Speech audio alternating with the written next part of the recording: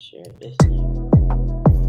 The teachers, the teachers, the teachers, the teachers. My brothers and sisters of color, we gotta do better. No survival in this era if we turning on each other. Like a family reunited, they hate it when we together. Now let's talk about it. Listen to the teachers, let them tell you. You want facts behind your questions, Dr. Rick, give them the answer. Followed by wise words, introducing Dr. Michael Blanchard. Many guests and activists every week leading by example. When there's problems, there's solutions. Together we are the answer. The teachers.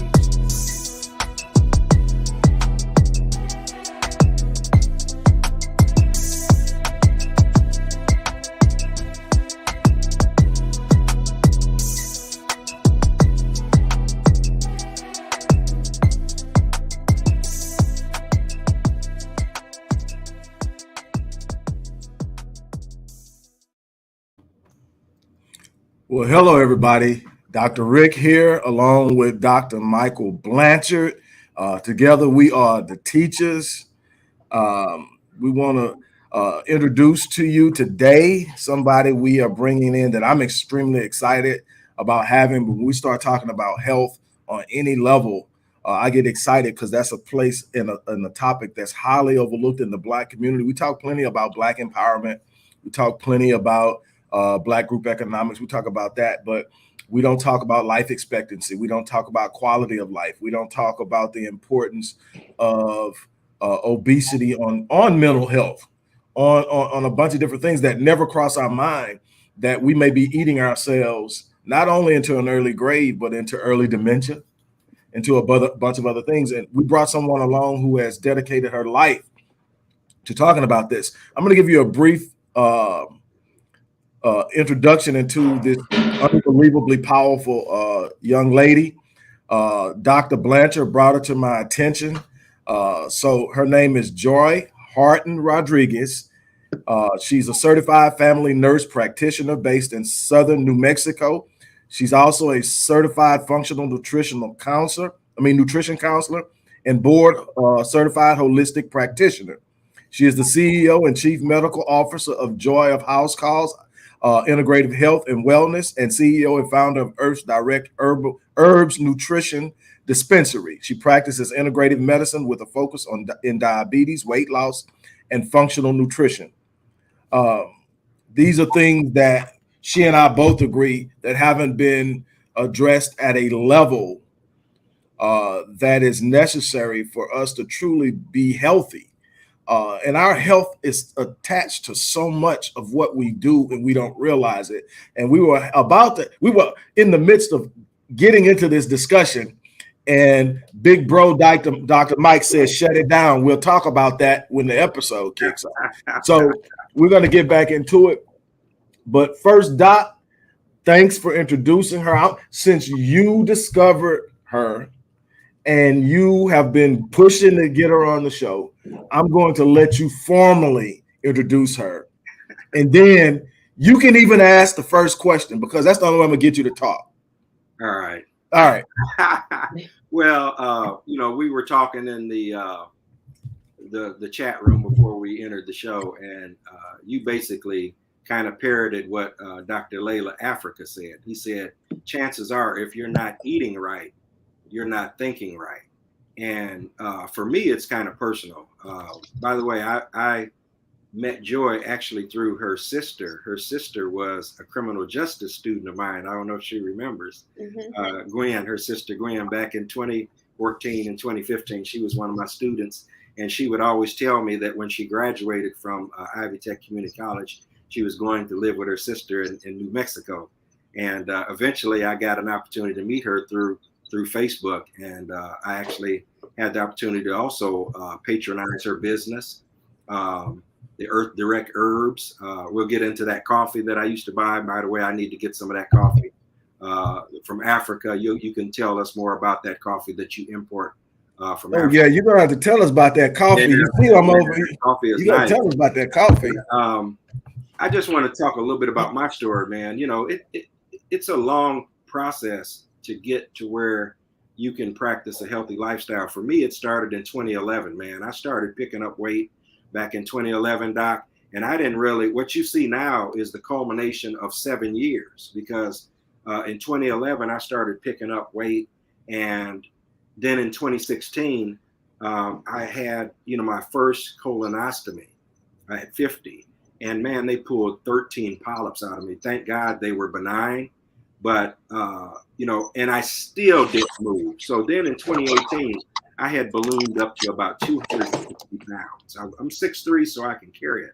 But at that time, Doc, I was on 3 different blood pressure medications. I was on cholesterol medication. I was in bad shape, man. I looked in the mirror and I said, look at you. You are disgusting. You know what? And immediately, man, that day, you have to be ready to do it. Nobody can make you do it. You can help. And I think that's why I wanted Joi on to help people, because maybe if I had somebody like Joi back then, maybe it would have cut my time down, and prevented damage to my body over those years, by having high blood pressure. But eventually, man, I just made up my mind. I'm going to cut out meat. I'm going to be a pescatarian. I'm going to do 10 miles of cardio a day. I'm going to do intermittent fasting. And the weight dropped off. Right about within a year, it dropped all off. And I've been able to maintain it since then, up until now, where, my body weight ranges between 210 and 215. When I start seeing myself tick up to 20, then I start looking at my diet. And I actually keep a record of what I eat every day. So I'm that anal about that. I keep a record of what I eat every day, so I can look back on the months and see what's causing my weight to go up. And I also write down the exercise regimen for the week. So I just wanted to share that with the viewers to let them know that I had some health issues and some healthy lifestyle issues. I didn't get here overnight. You have to be ready to do it. So, and that's a touchy thing for people as well. Politics and weight and all of that. Gaslighting people for being overweight and all of that. It's a fine line between Body shaming. Yeah, body shaming and actually saying, hey, you need to practice a healthy lifestyle. You don't need to be this big, but you don't need to be really huge either. You have to find a comfortable weight, where your blood pressure and your sugar and all of that kind of stuff is balanced. So so Joi, that's kind of my story. So my first question to you is, what made you get into the field of healing? Because that's what you're doing, healing. Well, it actually started when I was young. Like my mom, can you hear me? Can you hear me? Yes. Okay. My mom died at an early age at 21. I was only 3 years old. And literally at that time, I felt like death was like the worst thing, right? And so when I was like 5 years old, my dad asked me the age-old question, what do you want to do when you grow up? And I literally told him I want to help people live, because death had put that burden on my heart so hard, losing my mom so early. And so like, that's been my ammo ever since. Like I help people have a quality of life, and I add quality of life to their years, and I add quality years to their life. So that's pretty much what I've been doing ever since. Wow. So I was looking at an article yesterday, and it said that in 2020, our obesity rate for the United States ticked above 40% for the first time ever. So tell us a little bit about the specific health concerns that you focus on, and kind of tell us what you're seeing out there as you go through your practice and you deal with your clients. What kind of things are you seeing? Because we're dealing with, this is the time of year people start eating, from Thanksgiving to Christmas, and then they get in January and say, oh, I'm gonna make this diet. The diet and really should be a lifestyle change, not a diet. What you start calling diet is temporary. So what kinds of things are you seeing? We're dealing with COVID. People have picked up COVID weight as well. So what kinds of things are you seeing, and what kinds of things can people do to try to change and get into a healthy lifestyle? Well, I actually decided to focus on integrative health, because it actually allowed me as a practitioner to focus on healing oriented medicine rather than focusing on just the disease alone. And specifically speaking of diabetes, also known as the silent killer, it's a disease that is twicely more likely to be diagnosed in us Black people than whites. And at the same time, in the Black community, we are more likely to suffer from the complications of diabetes, such as kidney disease and lower extremity amputations. And so, what I noticed is what you had brought up, Dr. Michael, is that uh, the real issues, the underlying issues, were never really being addressed in the treatment plan. So, these issues were obesity and nutrition, and being treated with functional nutrition to actually be exact.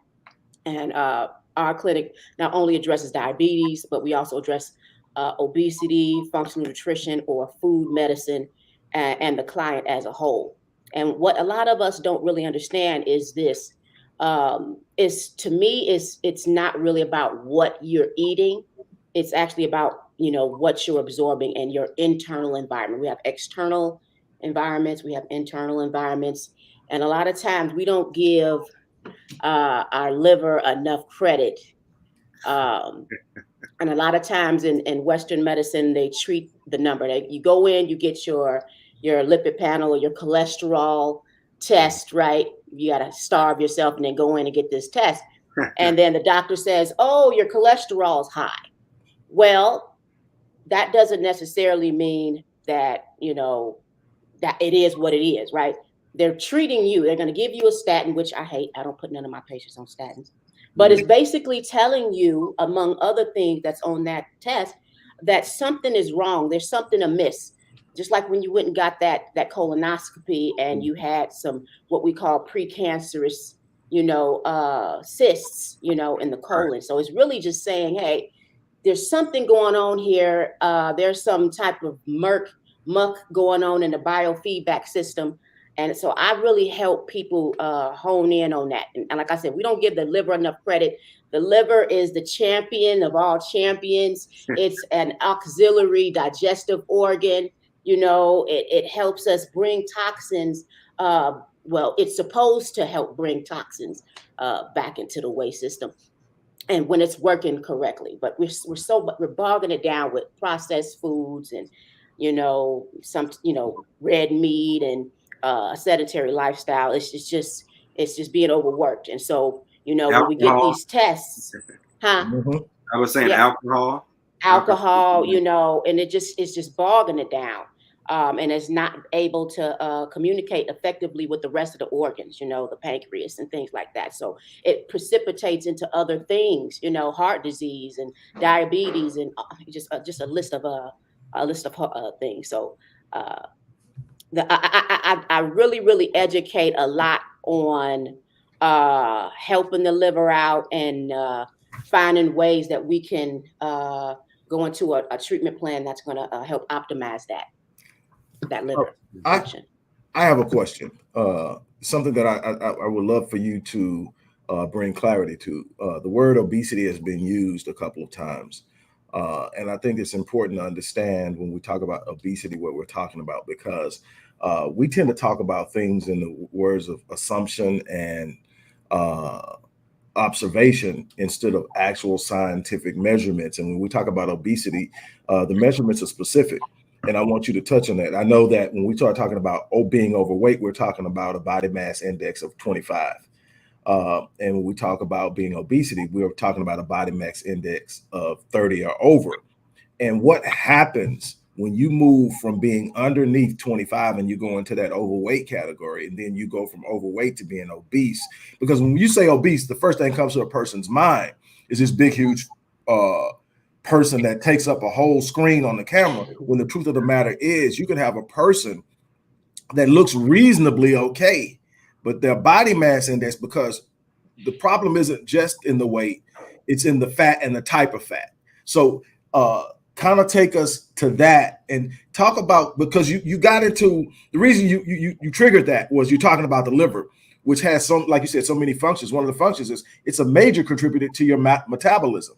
And so the reverse is when you're not doing things properly, it negatively impacts the liver and impacts the metabolism. So I want you to talk about, because if you erase obesity, you erase so much. We talking about ischemic and coronary heart disease, and on down the line, type 2 diabetes, like you said, and a bunch of other things that go along with it. So take us down that road. You got me excited. I think it's really about, like I said, it's not about what we're eating in a sense, it's about what we're absorbing.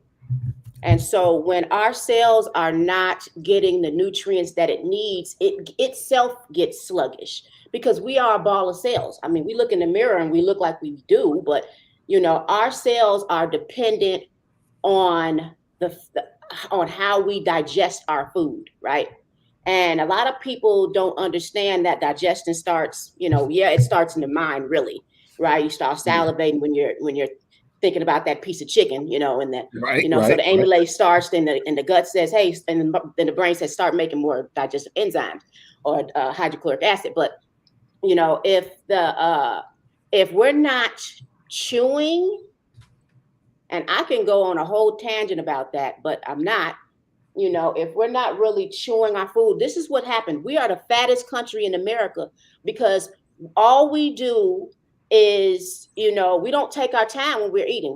We're always busy. We always want to go, like, we talked about earlier, spinning wheels, really not doing nothing. But, we really need to take the time to sit down and chew our food. I'm guilty of that. I'm telling you, that's 50% of everything that happens to us in the healthcare, in the health field, as far as different type of conditions and disease states. And I can hang my hat on that, and then the other 50% we can attribute it to other things. But we really need to be focusing on bringing more nutrition into the cells, bringing more energy into the cells, so our cells can be energized, and so the weight can, the weight can come off. If you, like I said, if you're chewing something and throwing it back in 3 bites, that's going to stop you up. That's going to stop you up. And even if you are exercising and doing all the things that you need to do, if that mechanism is not, if that's not happening, like I said, a lot of things are going to be amiss. So I think, for the most part, 50% of why we are obese is because of our lack of chewing in real life. So I think, chewing our food until it's liquid, and allowing the chemicals to break down into the smallest chemical components. By the time it gets to the small intestines, it can actually go into the bloodstream and into the cells where it's needed the most. So, like I said, a lot of times we're not doing that, and it's a trickle down effect, because you may have started off skinny back in the day, and because of the non-chewing, you start to get bigger and bigger and bigger over the years, and this is specifically attributed to not chewing, in my opinion. So how do your you had mentioned Western medicine. How do your services differ from what we call Western medicine? Like you said, you go to the doctor, they do blood work, and then what do? They give you they give you a prescription, right? They treat the number, and it all takes it takes about 5 minutes. And I know when your clients come to you, I know that you're spending a lot more than five or 10 minutes, because I think there was an article recently that said, the average time for a doctor to spend, because they're so interested in getting numbers, and they're also interested in getting those prescriptions filled for the pharmaceuticals, and a lot of people are like us, are kind of trying to wean ourselves off of any of that type of medication, try to feed ourselves in a way that makes us healthy, rather than always turning to drugs and supplements. And I want you to also speak about supplements too, because there's so much noise out there. I know that makes your job difficult, because we have all these supplements out here, and hell, people will fill up on supplements before they fill up on regular food. Right. And on that, what you're talking about, just with that, with the basic, what nobody in big pharma wants to hear is synthetic medication. Okay, when you talk about synthetic medication, it goes back to this discussion that we had in the beginning about the liver. everything that goes into the body has to be processed. Unfortunately, the liver isn't built to process anything synthetic. It's an organic organ. It's an organ that processes organic material. When you put something in it synthetic, it's going to have an impact on it. That's why you don't have one medication that was created in a lab that doesn't have a side effect. Mm. And so you have to be careful. Now, there are times, if we're going to be honest, there are times when there's something needed, when there's an acute, immediate, urgent situation where something has to be brought under control or it's life-threatening, then you have to use medication for that. But that shouldn't be a long-term solution. The long-term solution should be finding the organic solution to what's going under the underlying issue. You're having heart palpitations, not because you need somebody to give you medicine to stop the heart palpitations. You're having heart palpitations because of something you're doing in your nutrition, in your mental health. Because if you're stressed out, that's going to have an impact on everything, including your metabolism. Mm-hmm. So now all of these things are contributing to this palpitation. Let's get to the bottom of it, and then that's where you're healing. But see, the problem is, it's not as much money in that. Mm-hmm. And so this is a capitalist society in the worst way. Now, capitalism in the right way is a good thing. It allows everybody to live a great life. But in the worst way, it starts to be a process of manipulation and oppression. And people who don't have the best means of things tend to end up on the bottom end of that spectrum. So now you can take it, but that whole thing is connected. And you, from what I've heard and what I've been able to research, you're providing an alternative view of medicine and healing in an era where you're seen as the enemy by some pretty powerful people. I've had some doctor's office call me. Yeah. Yeah, they weren't too happy that I took their patients, but so my services really differ from Western medicine. Really, we just take integrative medicine up a notch. Our integrative approach, again, focuses on root causes. And that's really what integrative health is about. No matter if the client is a type 1 or a type 2 diabetic, we focus on nutrition, we focus on sleep, we focus on stress, we focus on elimination or pooping, bowel movement patterns, and blood sugar support in an effort to reduce the risk or complications of chronic disease. When these issues are not being addressed, it ultimately can lead to uncontrolled diabetes and then snowball into like irreversible damage, right? Integrative medicine is a perfect marriage between both Western, when needed, right? Like you said, in the acute, I deal with diabetes a lot, so that's a chronic, the disease state that I'm trying to get them back into a more balanced level, and a holistic medicine. So I personally do a lot of one-on-one teaching and educating and counseling, which is included in every single visit, right? My initial visits tend to be about 60 minutes. And each subsequent visit tends to be about 30 minutes. And we're really delving deep into, issues. We're getting them a thorough nutrition intake form. We're doing food journals. Like I really like, Dr. Michael, that you take a log of your food, because that's when you can start noticing patterns and trends and things like that. So it's not just like that wham bam, thank you ma'am, take this supplement or this pill. There's a method to it.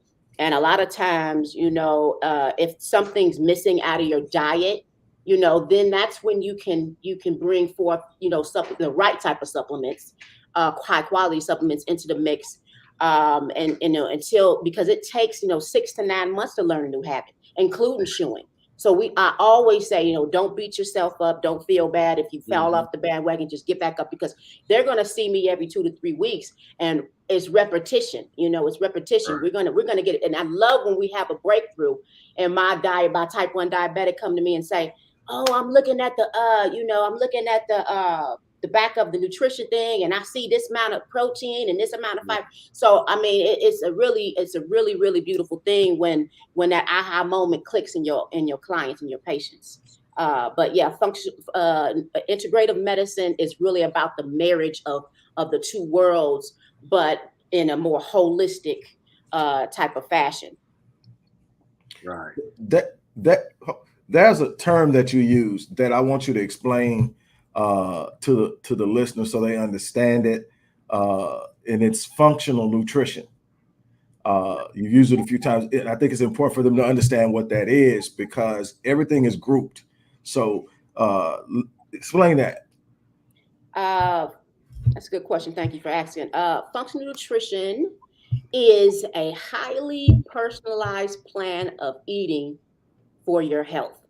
Functional nutrition is all about using food as medicine, mainly to help a person increase their health and wellness, which is you're definitely a expert in this, and I know you can appreciate this, Dr. Wallace. Functional nutrition is about ultimately understanding that it's about what you eat, and it's not about what you're eating, but actually what you're absorbing, down to the chemical and molecular level. Yes, and functional medicine, we understand that one condition, in one condition, there could be many causes.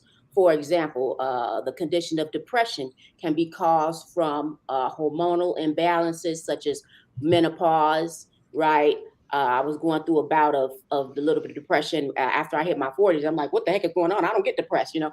And so I had to refocus, you know, and take care of myself nutritionally, as well as vitamin D deficiency be can lead to depression, thyroid, low thyroid, and prediabetes, to name a few, right? On the other hand, one cause can lead to many conditions. For instance, inflammation can precipitate conditions such as arthritis, cancer, heart disease, depression, and diabetes. So, with functional nutrition or functional medicine, we can address a facet of health issues, not just diabetes type 1 and 2. With functional nutrition, we can address the issues of gut, right? We can address the issues of inflammation and psychological issues such as anxiety and depression as well, all through nutritional counseling. And the practice of using food as medicine actually gave rise to my nutritional dispensary, Earth Direct Herbs, because 95% of the supplements out here in big box, you know, off retail stores don't have great absorption rates. And then you got people that's out there Googling things, you know, they don't really know, you know, what, you know, people come in. I remember I had this client come in and the package said diabetes something. I don't know what it said, right? It said diabetes something. And I said, well, how much did you pay for that? And she said, oh, I paid $45 for that. And I said, they really was just pulling on your heartstrings, you know, and these people are desperate. They want the help.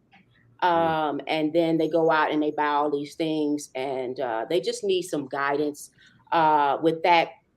And really, I had something in the office that was, you know, just a woman's vitamin, a very top quality woman's vitamin. That was the same thing. When we turned it around and looked at what it was, and it was half the price, you know. So I teach my clients how to read the labels. We are label readers of foods and nutrition supplements and herbs, even the herbs, you know. And so we kind of just help them kind of bring together and make sense of it all, because like I said, it's a big mess when they're out there trying to do it on their own. I believe. Yeah, it is. Your Earth Direct's herbs website. I was looking at some of the most popular supplements, and maybe you could touch on it. Like, you know, moringa is real big. Omegas are real big. People are drinking a lot of coconut water. They're drinking a lot of high pH water now, and spirulina is real big. Could you maybe touch on those? Are those supplements people should really be taking or worry about taking, or should they be more aligned with eating good, wholesome, clean food? And then we got to find that good whole food, not necessarily from Whole Foods either, but we got to be able to find, you know, clean food. That's a challenge today as well, you know, because you don't know where your food source is coming from. It just depends on the individual. You know, they may have different type of food allergies. If they can't get the omega-3s from the diet, you know, through fish, you know, eating tuna or mackerel or salmon or something like that, and you think it's going to be beneficial to them, you know, then you can probably add in a supplement. So like I said, the supplements is really just something that you add in where there's a deficit. Right. When you Right. when you're doing the nutritional assessment, you're finding maybe is an overage or a deficit somewhere or whatever, and then you address that. So I really try to hone in on you know, them you know, eating a healthy rainbow of diets. And where the nutritional supplement comes in, the nutritional dispensary come in, I help guide them towards the right type of supplements for that particular moment. They may not even need that particular supplement for so long, you know, for forever. Or there may be certain times, like, you know, with a lot of my people that don't have a gallbladder, and I see them, and it's so sad because I see them on all type of fat soluble vitamins and fish oil, and it's sad because they're not absorbing, you know, that, because they need that mechanism, the bile, to be excreting and tangent inside of the small intestines when you're eating fat, so it can be absorbed into the bloodstream. And that could be even good fats too, like the olive oil, the avocados and things like that, and the vitamin D's and E's, and these Western doctors put them on them, and they know they don't have a gallbladder. So that just really just hurts my heart when I see this, and it's like, honey, you know, you're not absorbing any of that. Right. Right. You know what I mean? So I hear you saying only take it when there's a deficit. I mean, I know we've all been over family members' homes, and you look in the cabinet, and man, they have about 50 bottles of supplements. Yeah, like, the thing is, I mean, a couple of things about the supplement industry and supplementation that most people don't get. The first thing is the industry is not regulated. mm-hmm. So it's not like it goes through a stringent process to even ensure that what they say on the bottle is in there is actually in there. So what I tell my clients when they ask about supplementation is, first of all, there needs to be a third party tester that tests the product, that doesn't have a connection to them, that is test worthy. There are only about 2 or 3 that I trust. And then that has to be, but the whole thing that I say, the big word, here's the big word. What's the big word in supplementation? Supplement. What does that mean? It supplements something that takes on a larger role. If you supplement your income, the supplement isn't the thing you focus on. That's adding to the whole income you normally have. So for instance, if I make 6 figures, but all of a sudden there's a need for $20,000 more to cover bills, then I go out and I find something to do to create the 20. That's just a supplementation. It should never take the role of the primary force, which is proper nutrition. Now, Doc, you made a point. I mean, even if you only shopped in the seafood section and in the produce section of your average grocery store, what you're getting may not be the best food to be eating. You definitely don't want to buy anything in a box. But you, even if you're sitting up and getting those greens, where were they grown? What processes are used? What type of pesticides were used? Right. Is it a hybrid? You know, I blow people's mind when I tell them, you know, broccoli is actually a hybrid, right?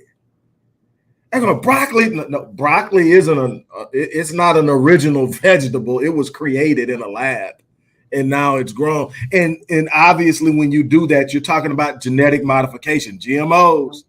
And people don't understand, well, the body has to recognize it. And if the body doesn't recognize it, the body begins to do crazy things when it takes it. And so, again, you know, Joi, talk about that, because with you actually having a dispensary, you know the importance of quality, because it's a bunch of stuff out there that's being sold that not only is it not good quality, and you talk about uptake or absorption. Something that's extremely healthy in a lot of different ways, but extremely low in absorption in its natural state is it just went out of my head. And it's most people using it as a seasoning. I don't know why I cannot. Turmeric. Curcumin. It's actually curcumin. That's the thing that's needed. But it is horrible as far as your body absorbing it. Yeah. You know, what I normally do is, if I'm taking it in a natural state, like actually a piece of turmeric that I'm grinding up, I'm normally going to have it with some type of healthy fat, like either coconut oil or avocado. because it'll actually increase the uptake. Some people use black pepper, but you have to find a way to increase that. But a lot of times you look at it and it's a pill, and it may even have turmeric in it, but if it doesn't have something that enhances uptake and absorption, it's just going through the body. That's right, because your gut is going to destroy most of it on the way. Right. So that's important. So yeah, like with my dispensary, we the supplements that we use utilizes the CGMP. That's the current good manufacturing practices. So they actually have a method or a process or a third party that actually makes sure that these things are doing exactly what it is. Because like I said, 95% of this stuff out, 99% of this stuff out here at these big boxes are not doing exactly what they say they're going to do.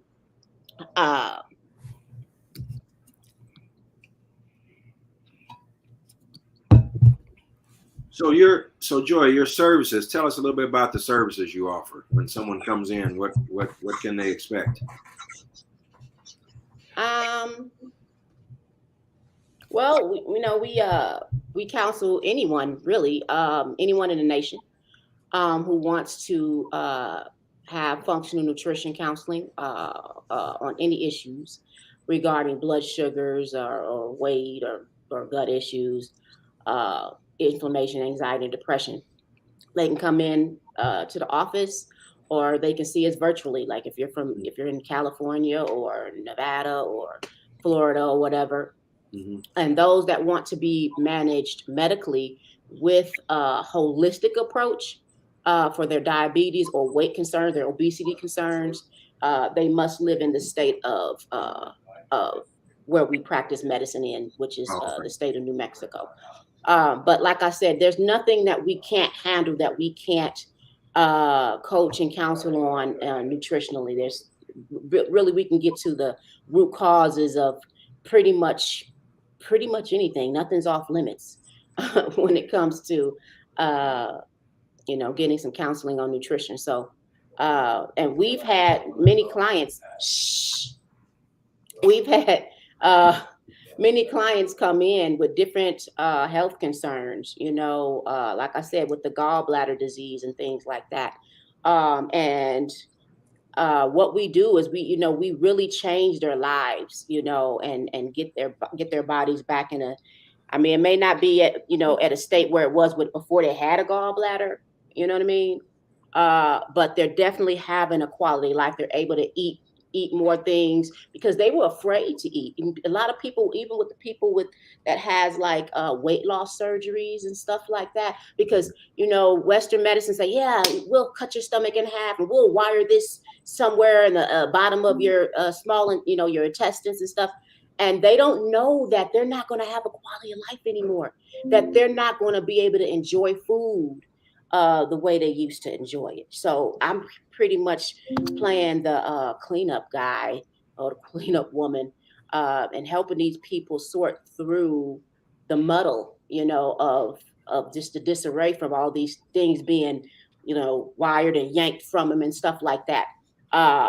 And so there's a strategic, individualized plan for these people so they can get back to some type of normalcy. Right. That's interesting. You brought up something that I was made aware of this week at work, because we have nurses where I work, and they were showing me this procedure that they're doing down here in South Florida, where there's this big suction, and it's part of the plastic surgery industry, which is really crazy now. So it has this big suction cup, and what it does is they put it on the buttocks. And it's supposed to enhance the buttocks, but what it's doing, it's actually bruising your buttocks and swelling it up. And so these young women have to continue to come back and get that procedure done over and over and over again. Have you heard about that at all? I'm just now hearing about this because I've seen it, and there's some even more wacky, crazy things going on. Especially in South Florida. But what you have to understand with that is, and I'm pretty sure that Joi can support me on this. When you start talking about doing things like that, what you're talking about is ultimately going to end up being some type of damage to the blood vessel, but also nerve damage. And it's going to be a problem as you move forward and you continue to do that. There are problems. Obviously, there are definitely problems with the injections. We're seeing horrific stories with the injections, and everything that goes along with that. And my issue with it is, normally when we start to look at things that radical, there are certain things you look at and say, okay, I might want to do a little this, I want to do a little do that. But when you start talking about radical changes, you're talking also about self-image. It's not just a fad, it's a self-image issue. It's about, I don't see something I love in myself enough to be okay with myself. And that's now, so now we're talking about mental, and you kind of walked us right into what I wanted to ask her about next, is mental health, because nutrition also impacts mental health. But and so in my, in mental health is my place. That's where I hang out. And I was just sharing with her that I started out in health and fitness. And actually, one of my companies, Master Fitness 21, is actually the oldest standing company. It's my first company I ever started, and it's still going. And in that, we were talking about, I sit as the dean for the School of the Ministry of Health and Wellness at the seminary where I got my doctorate in theology. And so when we talk about this, I look at things like, and Dr. Matthew Marks is the sort of person who coined the phrase psychocybernetics. And psychocybernetics is like, you have a cybernetic mechanism, which is like autopilot on an airplane or your thermostat in your house. When you set your thermostat, it is designed to, when you do anything to change, whether it's an external force or you do anything to change the temperature, it will detect it and act accordingly. Where your mind and your self-image is a thermostat. So if you sit up and say, I'm not beautiful, you can do all the changes in the world. And see, that's what Dr. Matthew Marks back in the 70s was one of the leading plastic surgeons. And he ended up becoming a leading psychologist and psychiatrist, because he found out that no matter how well he did on the surgery, some people still didn't see themselves as being beautiful, even though they looked exactly how like the picture that they had brought into him. And he found out, if you don't change the self-image, it doesn't matter if you change the external image. So what happens is, if a person is coming in and they're saying my butt isn't big enough, it's never going to be big enough. It isn't. They're going to keep going until you get these unbelievably horrid pictures that you see out there that don't look attractive at all, but they're still going back and getting it big because it's something else and you have to work on it. And and Joy and I were talking about this when you checked into the chat room, right, is that we don't realize how much of a role nutrition plays in mental health. Oh, and we talk about, for instance, premenopause, menopause, a bunch of other things.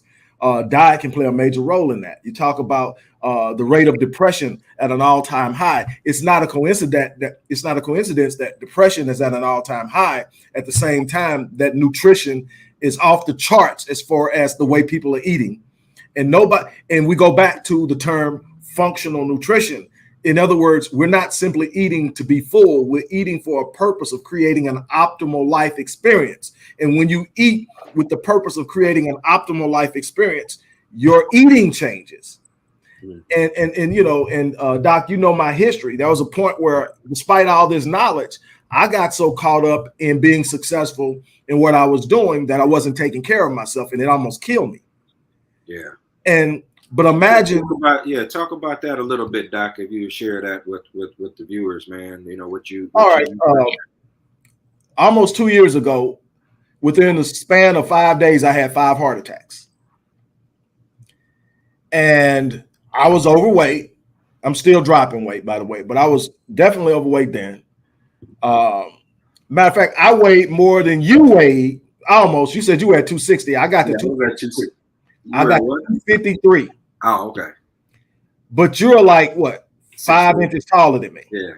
Okay. So it was definitely, but But being a former athlete and having a muscular physique, I was able to hide it. Right. You know, you could tell, you knew, but it wasn't like it was, you know, like walking around. So I was able to hide it. And when you can hide it mentally, you don't take it as seriously. You act like, okay, my body don't know I'm overweight. No, people may not pick up on it, but your body knows. Right. And so eventually what happened is horrible eating, had some narrowing of the arteries. Then on top of that, poor eating created blockages as far as plaque. The combination led to a blockage. At the time that they performed the surgical procedure to open the block, it was a 90% blockage. Wow. 90%. And so, you know, I've had to go through the process of healing. And when your heart is robbed of oxygen in the way that mine was, those heart attacks that they were able to detect and read based off of what I told them and the EKGs and the other things probably weren't the first. But, you know, because, you know, I'm in the gym working out, you know, lifting and stuff. I'm not telling how many minor attacks I attributed to chest pain from just doing bench work and say, oh, man, I strained the pec. And because that's what I thought this was. Oh, man, I strained the pec. Wait a minute. And then eventually I had the last two were major. So, you know, the first three, I'm like, I'm shaking it off. Mm-hmm. Then eventually it will subside. I'll go about my business. But what I was finding is my breath was short. I mean, things that like walking from one room to the next, I'm out of breath, like, what the world? And I would be sweating. And my wife said, that's not an injury. You need to go. No, I'm good. Another thing that Black men especially don't like to do is go to the doctor. Absolutely. You know, and so, but eventually it made me go, and then it made me realize that I was actually moving backwards. I was moving in reverse. And what I mean by that is, yes, the work I do is extremely important. I help people across the board. My companies are literally designed with the focus. When I come up with a concept, how will it help people? That's my concept. But the problem is what we don't realize in this world, whatever it is we do that we're excited about, whatever it is we do that we love, we can only do it at the level at which we are healthy, in which we are full of life, in which we have the energy. It was robbing me of energy, so I wasn't as enthusiastic. It also was impacting my mental health because I was edgy and everything seemed to be getting under my skin. It was so many different ways that I could have dealt with it if I would have had, you know, the mindset to pull back. Now, I'm saying this because it's not just ignorance. Mm-hmm.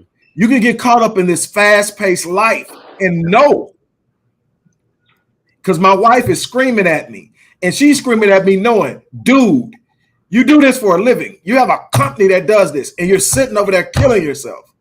Mm-hmm. And I'm like, I got it. What you keep thinking is what most people do, what I actually coach people not to do. I'm gonna deal with. I'm gonna start next week, but right now I got to finish this project. I got to know your first project is your health.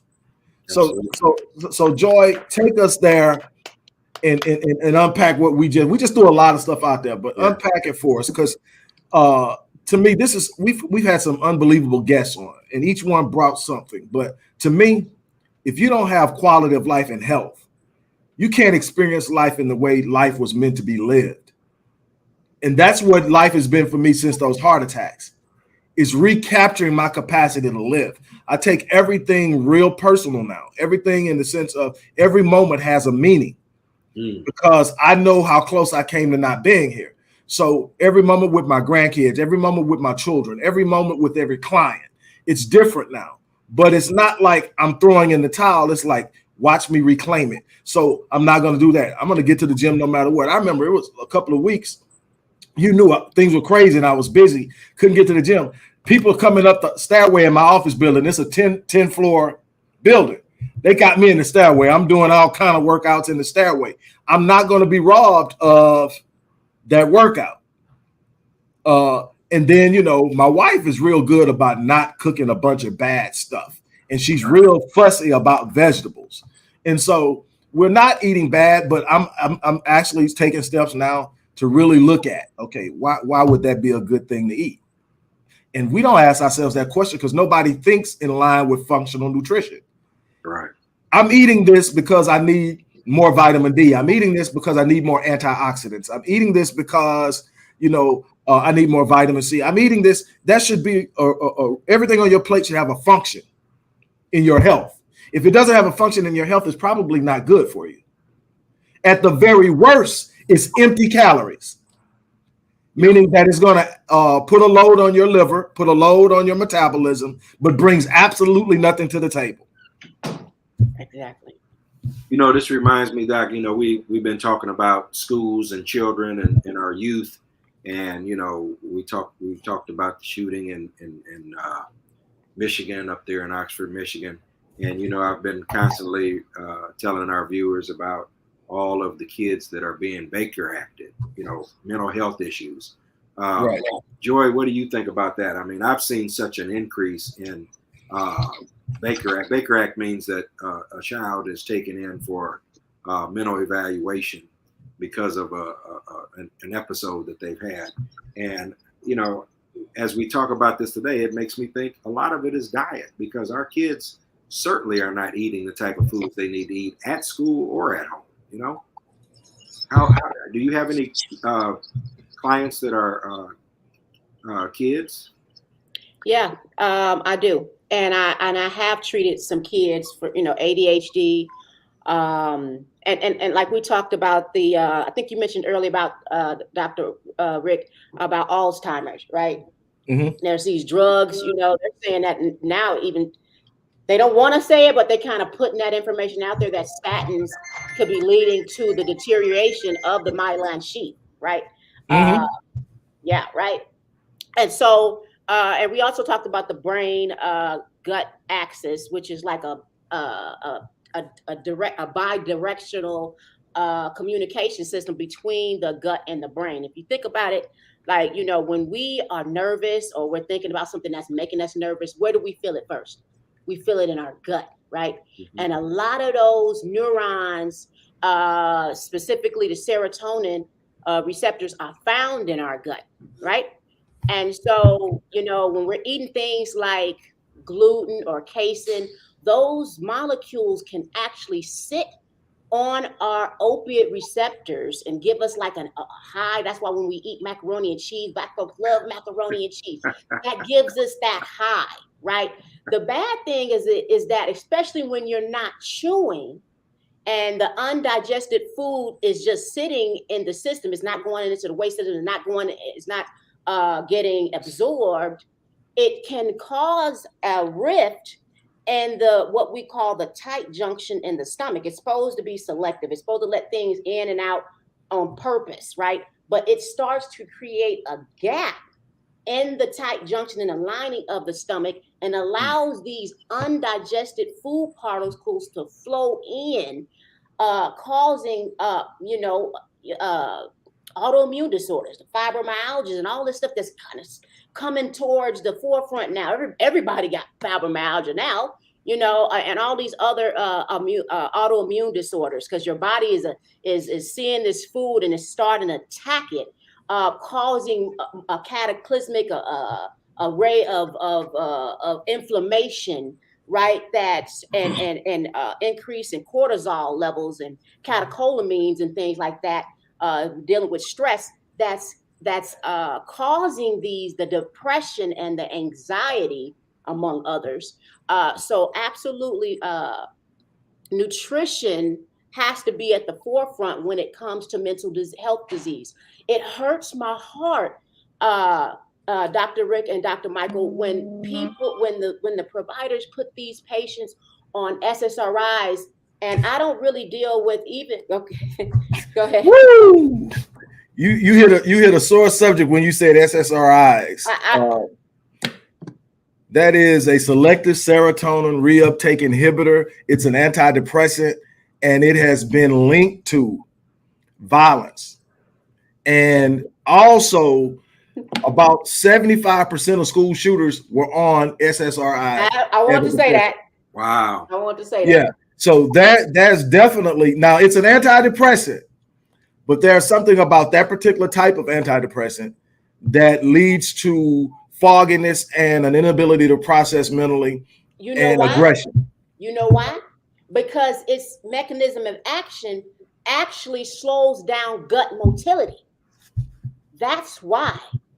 And so when you're slowing down the process of your elimination, and these people are diabetic too, diabetics already have an emptying issue, so that's adding on to more insult to injury, and so these people are not eliminating properly. So if they're not my primary patient, like I'm not their primary care provider, I have to, just do the best I can and say, hey, let's work on the fiber, let's work on these things so I can help you, compensate, right? You know what I mean? Because if they come into me, to try to find an alternative to SSRIs, then we'll just focus on the gut. You know what I mean? But if they're on an SSRI, then I just try to do the best I can to help speed up their elimination. Because if you are full of SHIT, you're full of toxins and pollution, and the inner lining of your colon wall is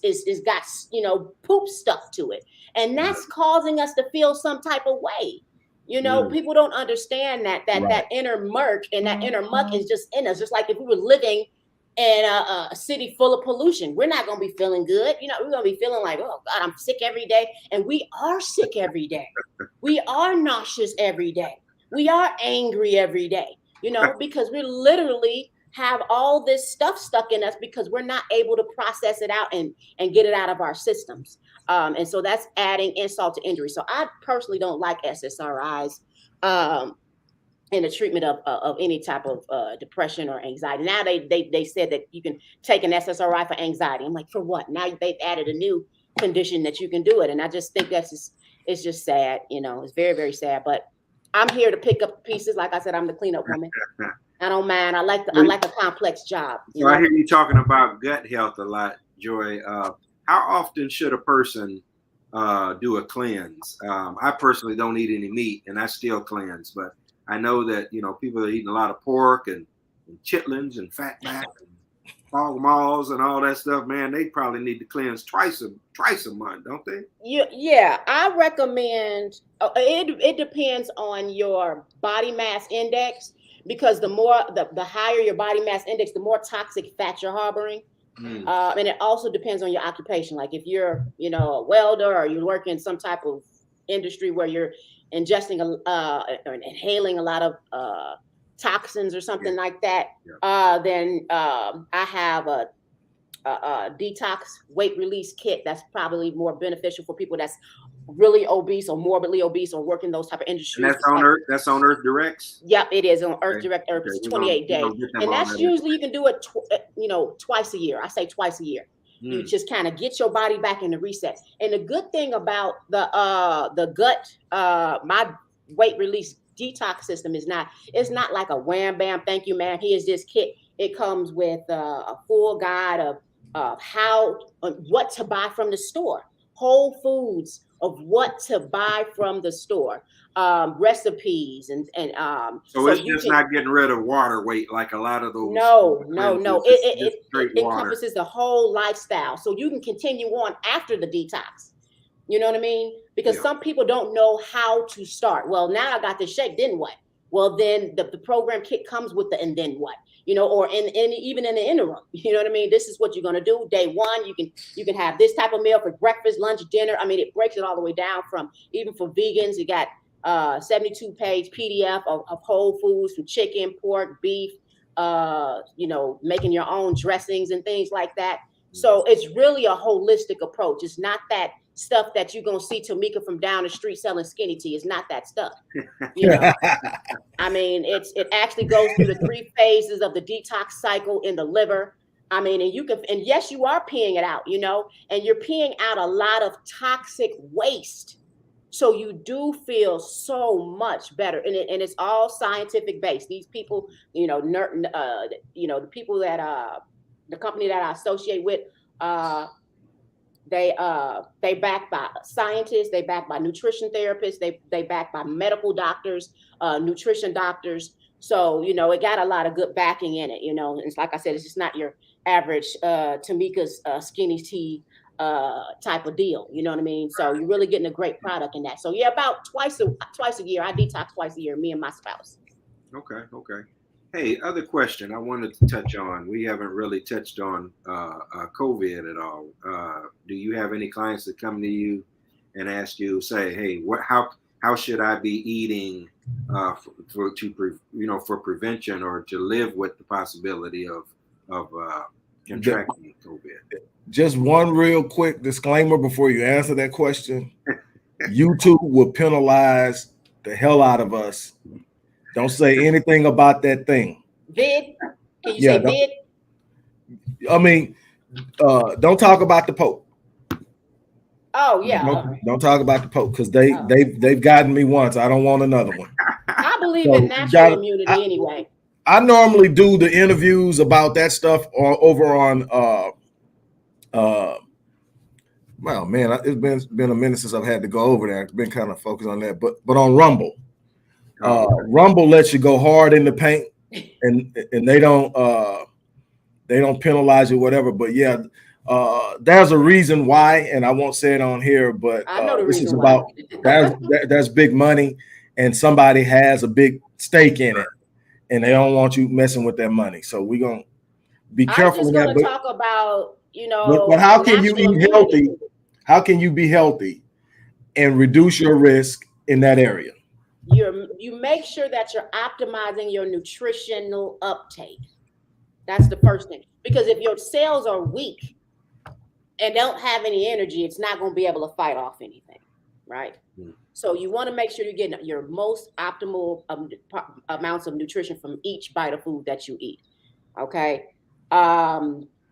I also say take vitamin C supplementally. Even if we ate the oranges, that's going to take a lot of oranges for the amount that I recommend. I recommend 2,000 milligrams a day. Wow. Okay. And you can do more than that. There's people that's doing in the other alternative medicines they're doing intravenously 10,000 for like milligrams for like cancer patients and offsetting radiation and chemo and stuff like that. 2,000? 2,000 milligrams a day, because I like to think of vitamin C to the immune system like the heavyweight champion pumping iron, right? So the heavyweight champion, he pumps iron, and then so he'll be able to win a fight and continue along with his champion, with his title, right? He can beat him up, he can beat the person up. So in the instance of the vitamin C in the immune system, the vitamin C is the iron, and it pumps up your immune system. So by the time something like COVID or a bacteria or a cancer that wants to come in and mutate in your body, it could go ahead and have that reactive response and take it out, right? Mm-hmm. So your body is always fighting these these battles within you, and depending on how well your foundation and your core is prepared, is how well you're going to be able to overcome this whatever comes your way. So I believe that vitamin C, there's a lot of literature. I'm a graduate prepared student. I believe in literature too. I believe in what we have in ourselves, and it's not always in a book. But, there's a lot of literature on vitamin C. This other stuff, the vitamin D and the zinc, that just came out. But vitamin C has been around a long time. It is a powerful antioxidant, along with some other stuff, NAC. I like NAC, it's an amino acid. And especially in the setting of like, precancerous cells, endometriosis and polyps and things like that. So there's other powerful antioxidants out there that you can take that's really going to help build your immune system up. So I'm a very good proponent of vitamin C. And I would also like to tell the viewers that whenever you guys are getting like an inkling of sickness, this is some free game here, just a little inkling, you feel a little headache, you're like, oh man, I think I'm getting sick. Or you're going to go get a vaccine, which is going to cause a reaction of sickness, to go ahead and do 2,000 milligrams of vitamin C every 2 hours for 6 hours. Wow. And do that until you feel better. And you'll know, and I've gave this advice to many people, and it really shortened their time with the vid, you know. And also spraying in the nasal saline and on your way in and out the door. So you know, if there's any type of bacteria or anything that can get in through your nasal passages, it can kind of, you know, stop that and cease that. Yeah. So vitamin C is my favorite all-time immune booster, personally. Wow. There's a statement made, and I want to kind of segue. I'm gonna use the statement to segue into something, and we're gonna talk about that, and we'll start winding down after that. But it says it's very interesting when Dr. Sebi was talking about things being started in the gut. Everyone said he was crazy. Now all the professionals are now saying it. That's very interesting. Well, the truth of the matter, the people who were saying he was crazy were the people who were making money off of pharmaceutical drugs and other types of treatments. You got to understand there's a difference between treating someone and curing them of their symptoms and healing someone. Two totally different things. Healing means that you go to the source of the thing and you eliminate the issue at the source. Dr. Sebi talked a lot about gut. Something else you talked about that Dr. Sebi talked about was inflammation and mucus. Right. And when we control those things, we control our health and we eliminate sickness. Now, segueing into that, one of the things that introduced me, because you were talking about the power of vitamin C to have an impact on fighting off mutations such as cancers and a bunch of other things that take endometriosis. And any woman that's ever dealt with that understands the pain and the horror that goes with that. But those type of things, even down to fibroids and some other different things. But here, one thing that I did actually in studying and trying to get an understanding of multi-generational trauma and the transmission of trauma through generations, I started studying epigenetics.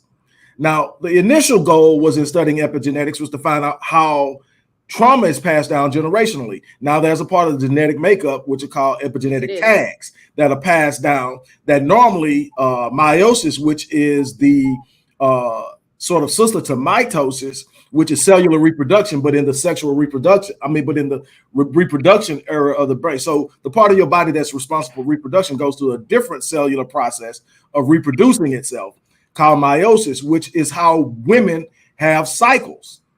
You get an egg. If it doesn't get fertilized, that egg is taken and washed away. And in the process, there's a cleaning process, which removes most of the tag. Every person is a combination of 23 chromosomes from mom, 23 chromosomes from dad. You get 46 chromosomes. Well, in the passing down of that, in severe traumatic cases, those epigenetic tags don't get washed away.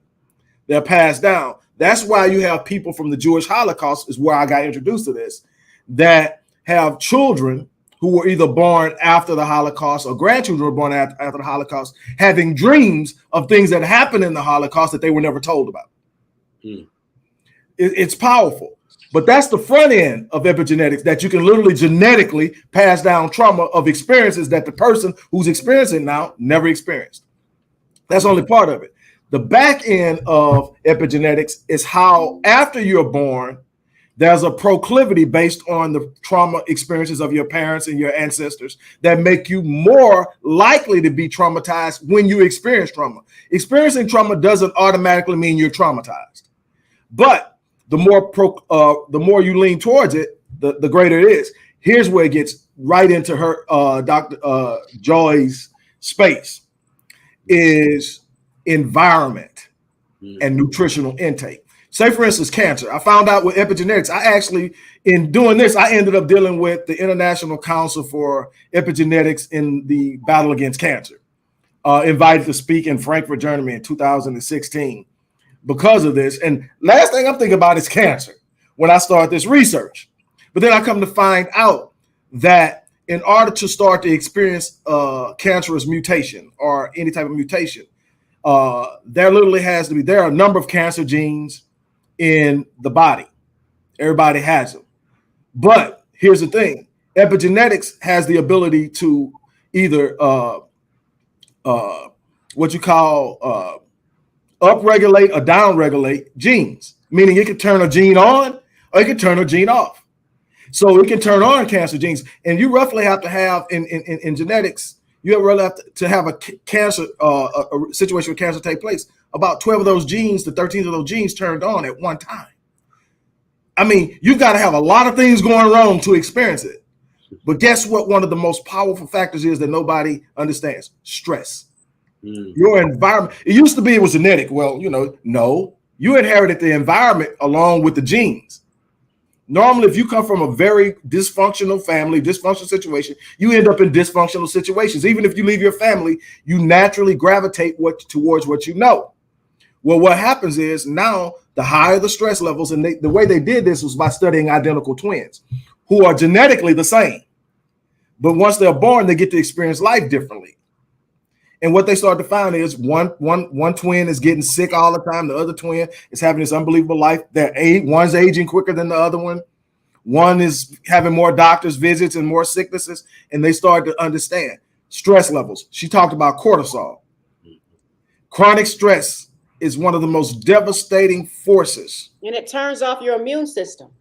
Yeah. It shuts off your immune system.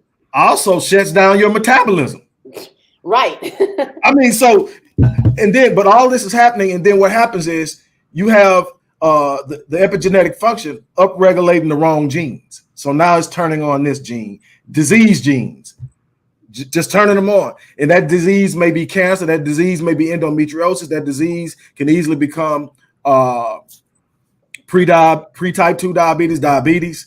And now you got these things. And there's so many different places that it's coming from. Most people can't get a hang on it. And doctors, just because somebody has gone through school and understands medicine doesn't mean they've stayed up on research. Absolutely. It doesn't mean that they're aware of what everyone knows now. And there are people out there that do that. But like Dr. CB said, there are literally thousands. I remember in 2015, about 50 homeopathic doctors being murdered within a 30-day period. Because of the push that homeopathic doctors and naturopathic doctors were making in showing you don't have to be breaded down with synthetic drugs, they started dropping off. I mean, and it's crazy how that was happening. But one doctor I followed for like years is a guy by the name of Dr. Joseph Mercola. He was the #1 person on Joe Biden's misinformation list. And that's all I can say about it because where we're at. But dude, I mean, I've literally study after study, stuff like that, but you have to check him out. But he talks about so many different ways you naturally maintain yourself and you take care of yourself. And he's the first place I heard functional nutrition. And so when I hear it years later and it's being introduced into our community, because we were taught to eat to get full. Right. We were taught to eat for taste. A lot of people who are, now this is crazy. People get depressed. What do? A lot of people eat because they're depressed, which is actually contributing in many cases to their depression. And so it's getting work. They don't understand it because they don't understand the idea of functional nutrition. When I eat with a purpose, I literally address the issues that I'm having through what I eat and how I behave. Yeah, you got to see food in a different way. You got to see food in a different way. Right. And so, and like we were telling, so Joy, please close us out with something really, truly powerful in that area of the importance of managing what they eat and the importance of, here it is. When you want to buy a radio, you want to buy some new tires, you want a new bow tie, Doc. Google it. Right. You're trying to live longer. You're trying to have a healthier lifestyle. You're trying to improve your mental health. Find somebody that knows what they're doing. Absolutely. And let them help you. Yep. This is your life. And I'm done. I'm going to leave the rest with you. I really feel like that if Chadwick Boseman had reached out to somebody like me, he wouldn't have been, left us so soon. Right. And the fact that, we have so many years of trauma, started from the slave trade. We have hundreds and hundreds of years of trauma that we are trying to overcome. And that's why the Black community is at the bare end, the ass end of every disease, right? We're the top of every disease state, and this is why that baseline of elevated stress hormones that we already have, right, that we're trying to overcome. So I would like to just see us take our health, Black people, take our health more seriously and be more proactive. And by that, I mean, I would like to see Black people invest in their health. Just like, we invest in liquor and cigarettes. And I mean, and even these are people that's getting welfare checks and food stamps. They're the main ones out here, spending money on other things that's not really beneficial. So I know we got the money, okay? And I've been on every government subsidy known to government subsidies, okay? But we're spending money on Netflix and Amazon and stuff like that on a regular basis. And I mean, actually, we need to be putting our money before our health, not behind it. So we need to be actually making like a wellness budget a thing, so we can have money set aside for staying healthy, being able, so we can go to the grocery store and buy grass-fed beef if you're into beef, and organic tomatoes and organic, go into the farmers markets and things like that. We need to be setting money aside to do these things, right? Doing this will help us prevent so many diseases that plague the Black community and put us at so many disadvantages and risks. Doc, you got a question there. We can take that. I see there's a question, and I think it's an important one. So I put it on the screen. It says, how can we remove graphene oxide? How can I remove graphene oxide out of my body and removing fluoride?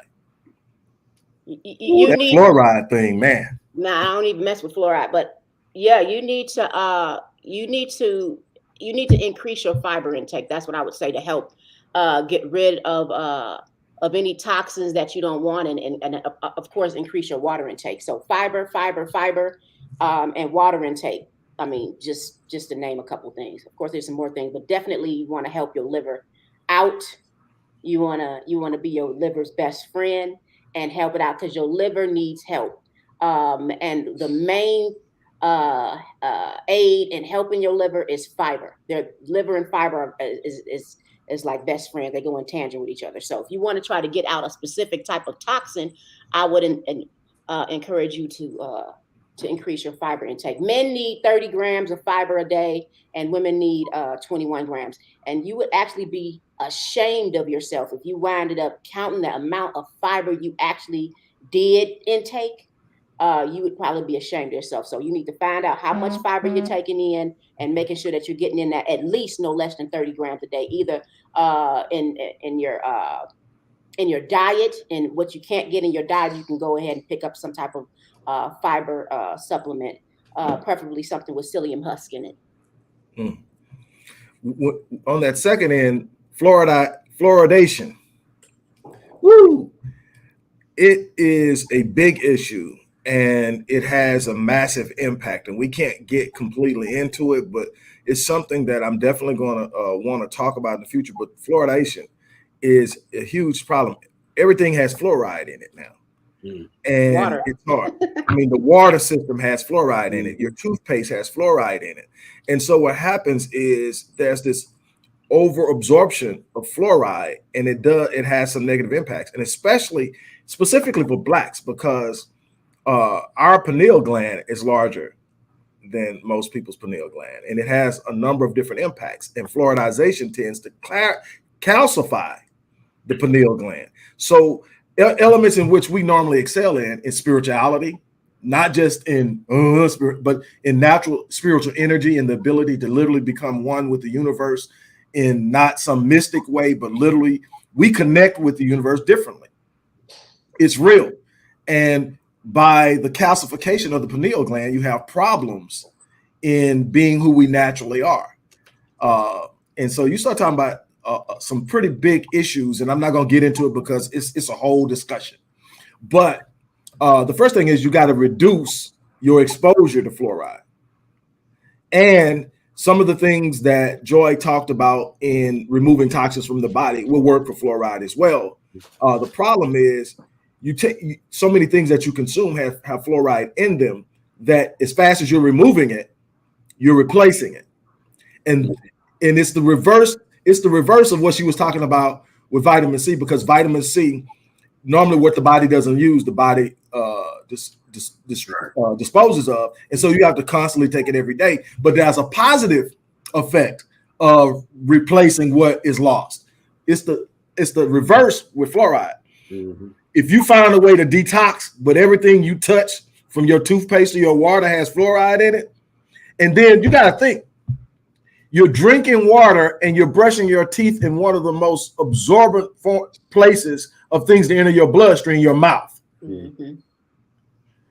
And so, I mean, it's getting in there quick, you know. And so, because people say, well, you brush your teeth, you spit it out, but you're brushing your teeth where the membranes are so thin. Mucous membranes. Yeah, that it's literally absorbing that stuff right off. Like if you want something to get into your bloodstream quick, just put it in your mouth and keep it in there. It's getting there quick. Right. And it doesn't have to fight off stomach acids and any other thing that might break it down and recognize it as not being beneficial and get rid of it. So it goes straight in. It goes past all the filters that are designed to get rid of things that are not supposed to be there. So that's what I would. Gwen wants to have your contact information, so can you tell everybody where they can reach you? Oh, yeah. They can go to my website, www.joyofhousecalls.com. That's Joy with an I. And you can reach out for me there, or you can email me at joyofhousecalls@gmail.com. That's Joy with an I. Okay, that's it. Joi, it has been unbelievable. It's been exciting. Doc, she was everything you said she was going to be. It was exceptional. It was good having her on. I'm going to share a lot of this with Marion. Marion stays up on a lot of stuff, so I'm going to pass this on to her, and we're going to really implement a lot of this stuff. One thing that I'm going to implement, Doc, that you mentioned is I'm going to start doing logging my nutritional intake on a daily basis. So number one is to hold myself accountable.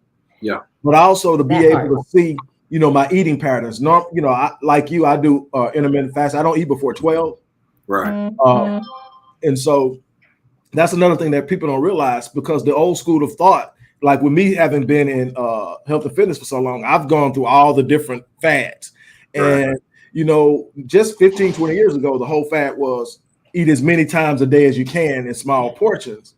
Right. And we didn't realize we were taxing our metabolic system. We were taxing our digestive system, and we were actually having a negative impact. Now we're more on eat in small windows, eat exactly what you need to eat, and be intentful with your eating, which is what Dr. Joi has talked about throughout this, is the functional part of eating. It's you know, enjoy what you're doing, but have a purpose for it outside it tasted good. Absolutely. And so those are the things we're going to focus on. Hopefully we can have her on again. Oh, absolutely. I would love to. We're going to put your information in the description box of the video so people can that see it after can actually reach out to you. And it has been great. Once again, everybody, thank you guys for stopping by. We will see you. This is the last episode until January 8th. Yeah, yes, this is the last one for January. We saved the best for last, Joi. Yeah. Thank you so much. We won't be back until next year. Yeah. We'll be back next year, and we want to thank my man Zane Brown. I believe that Zane Brown, Zane Brown for creating our new intro on the map, putting South Bend on the map. Yeah, he did our new intro, so we got to do that the first time today, and we're working on some other productions so we can make it even better and more exciting. So really, again, thanks to your fam and Doc for doing that for us, and we're out of here until next year. Next year.